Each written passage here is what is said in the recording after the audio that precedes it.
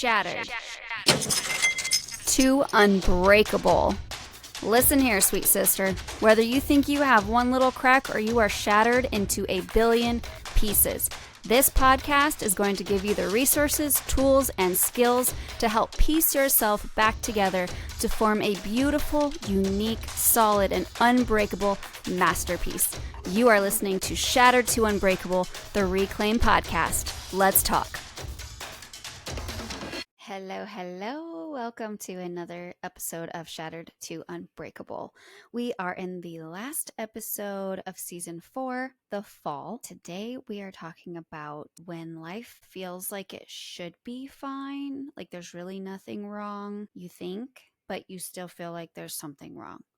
And you're not sure why you feel this way. This is a fall that happens to everyone, but it's never talked about because nobody knows something's wrong.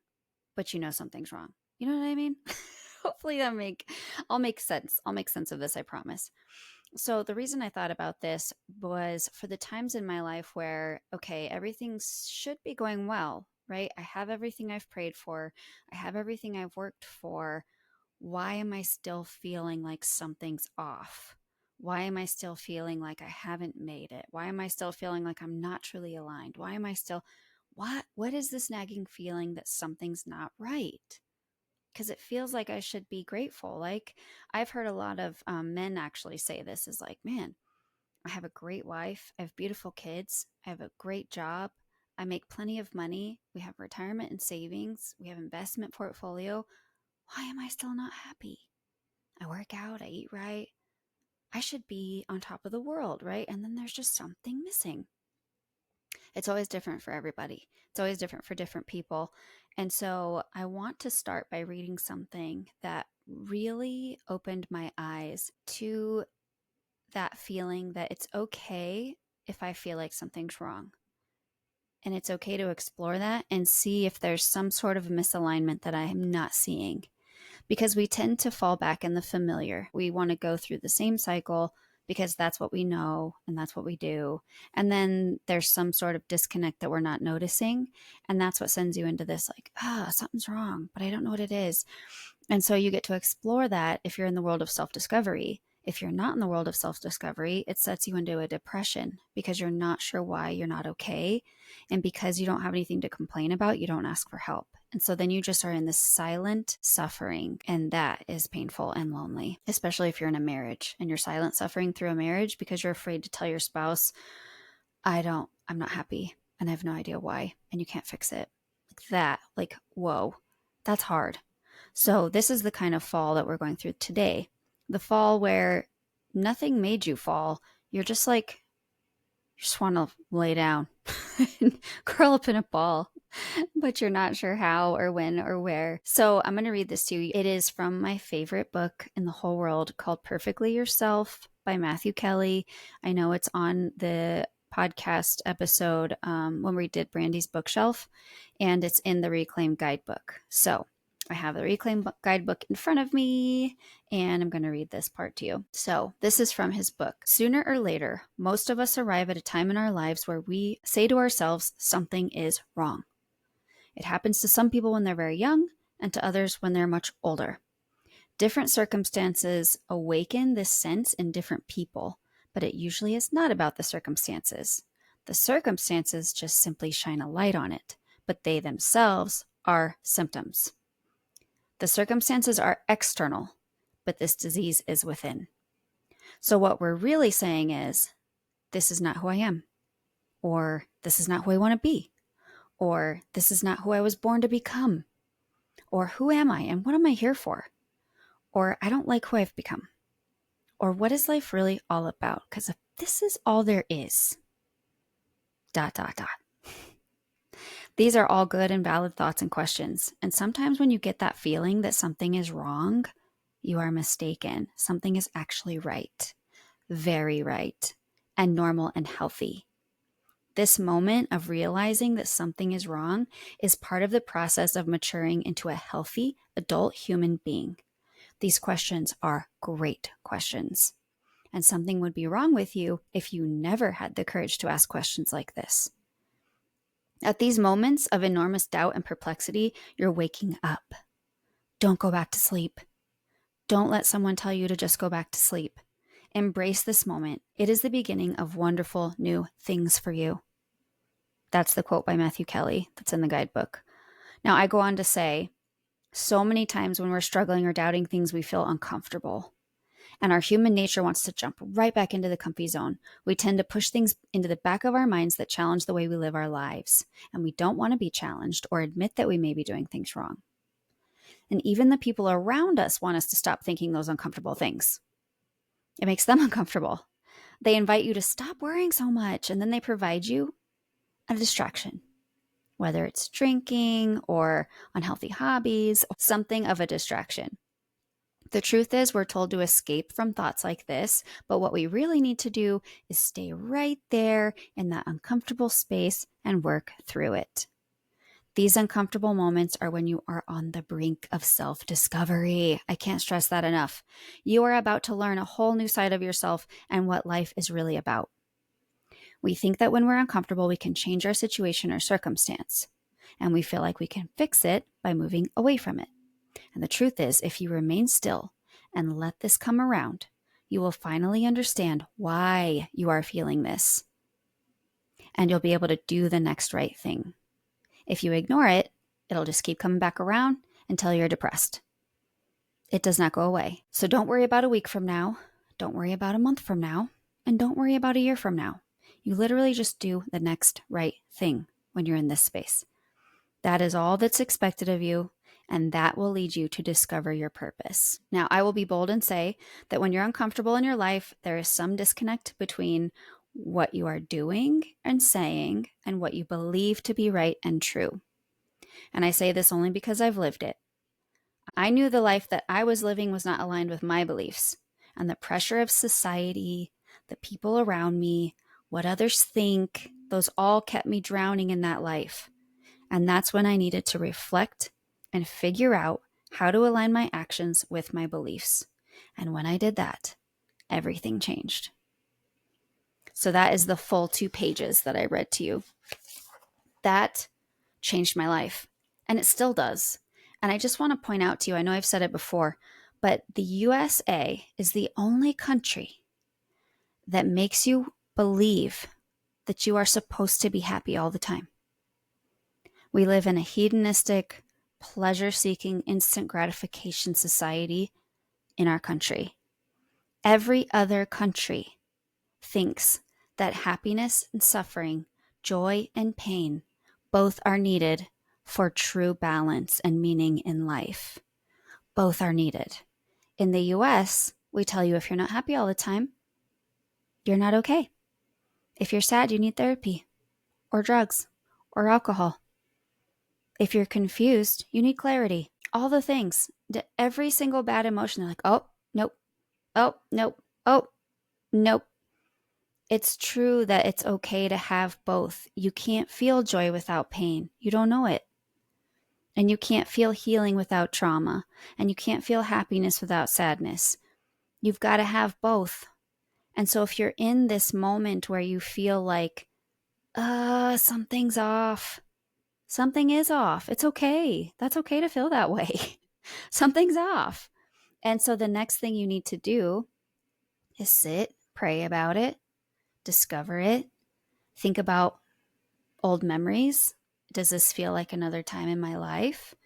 Is this part of me that is saying, this isn't what I wanted? Why are we here? Give that part of you a voice. Hear what it has to say. Is it your body trying to tell you it doesn't like where you're at? I mean, this could be as simple as get a new chair at work. Your body does not like that chair. It's hurting. Ergonomics is so important. I probably could do a whole podcast on ergonomics of your workspace because it is huge. Which part of your life is this affecting? Is this affecting your health? Is it affecting your relationship with your spouse and kids? Is it affecting your faith? I've had so many times in my life where I've stopped and been like, what is the point? Like, what is the point of all this? What is my purpose? What exactly am I supposed to be doing here? And I always go back to the same 2 things. One is, when do I cry?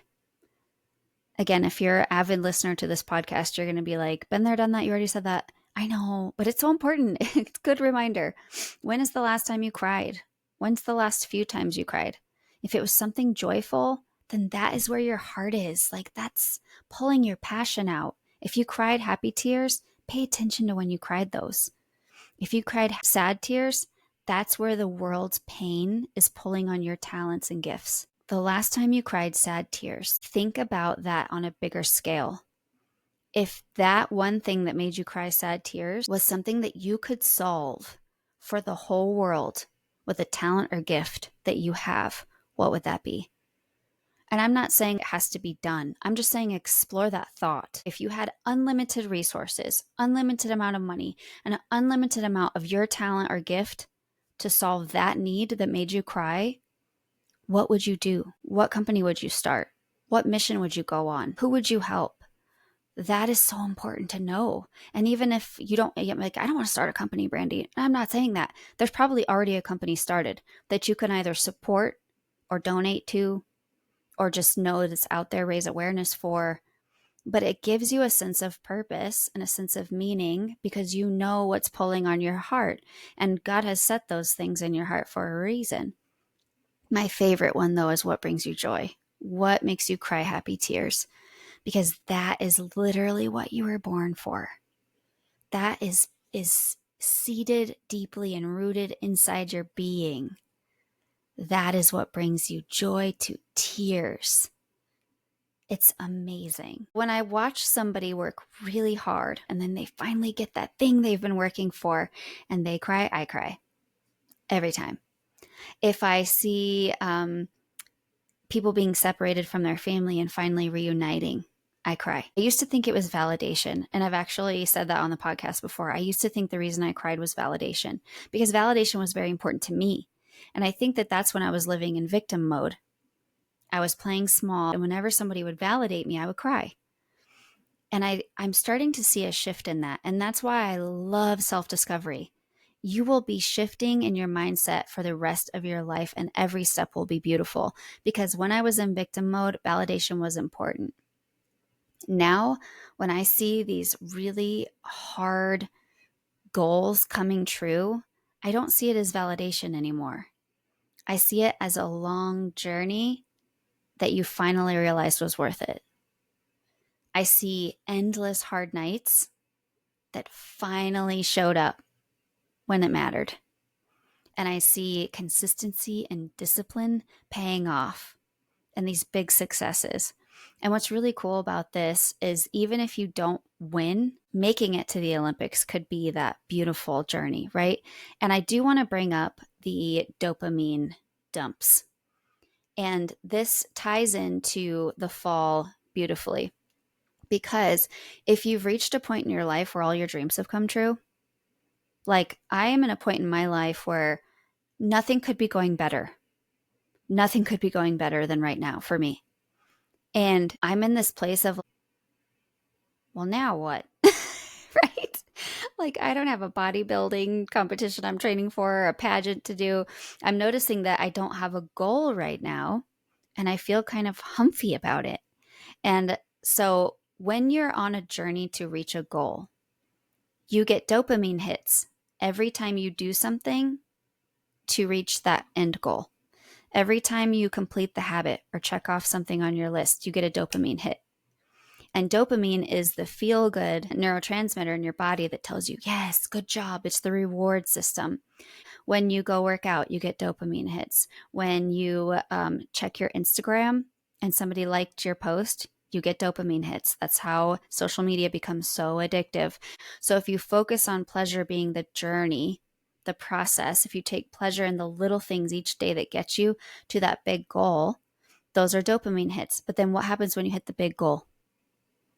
The dopamine's gone. After you win and you wake up the next morning, you have this weird emptiness of dopamine and you're like, I thought I would be happier than this. And there's been lots of articles and lots of stories told about Olympians when they win the gold medal and they're like, I thought I made it. Why don't I feel better about it? So when you hit a goal, like for me right now, I've hit career goals, financial goals, relationship goals, motherhood goals, faith goals, self-development goals, fitness goals, health, diet goals. I've hit all the goals. So now I'm like, I need a new goal. But honestly, right now, I like this space of rest. So rest is my goal, but it feels very sans dopamine right now. Like I don't feel, quote, good. I feel a bit stagnant, but I'm still doing all the amazing things that led me to this point. So when I look at that and sit in this uncomfortable place, I'm like, okay, I'm still winning at the life I wanted to live. I'm more aligned than ever. So it's okay to sit here. Maybe I'm missing just one more thing. Maybe I'm going to level up now, because if I just went back and did another goal like the ones in the past, I'm not actually leveling up or growing. I'm just repeating cycles. I don't want to repeat cycles anymore. No more. I've repeated familiar cycles forever and a day. Time's to change. So now I get to sit in this uncomfortable space and say, what is it that's going to be my next step?